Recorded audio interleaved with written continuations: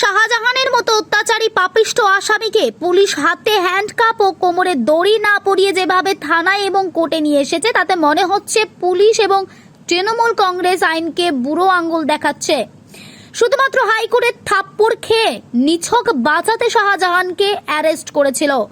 ভারতীয় জনতা ওবিসি মোর্চা শিলিগুড়ি সাংগঠনিক জেলার পক্ষ থেকে সভাপতি শ্রী বাপি পালের নেতৃত্বে একটি বিশাল বিক্ষোভ মিছিল করে প্রধাননগর থানার সামনে বিক্ষোভ দেখানো হয় ও রাস্তা অবরোধ করে শেখ শাহজাহানের কুশপুতুল দাহ করা হয়। আজকের এই বিক্ষোভ কর্মসূচিতে উপস্থিত ছিলেন ভারতীয় জনতা পার্টি ওবিসি মোর্চার সভাপতি বাপি পাল সহ বিশিষ্ট ব্যক্তিত্বরা।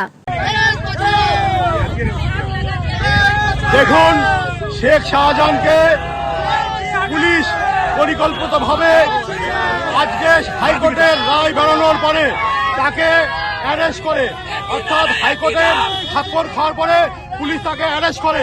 আমরা টিভির পর্দায় কি দেখছি, তাকে কোর্টে নিয়ে যাওয়া হচ্ছে, তাকে জেলে নিয়ে যাওয়া হচ্ছে, তার হাতে হ্যান্ডকাপ নেই, তার কোমরে কোনো দড়ি নেই। এটা হচ্ছে পরিকল্পিত তৃণমূল কংগ্রেসের প্ল্যান। শেখ শাহজাহানের মতন দুষ্কৃতীকে আড়াল করতে চাচ্ছে এবং তাকে জামাই আদর করে রাখা হচ্ছে।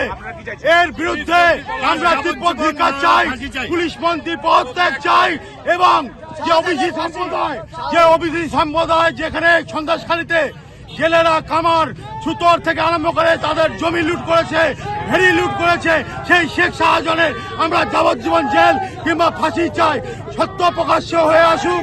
এই তৃণমূল কংগ্রেসের হয়ে পুলিশ প্রশাসন যে কাজ করছে তার তীব্র ধিক্কার জানাচ্ছি। শিলিগুড়ি থেকে বাপি অধিকারীর রিপোর্ট, নিউজ 24x7 টিভি। মুহূর্তের খবর হাতের মুঠোয়।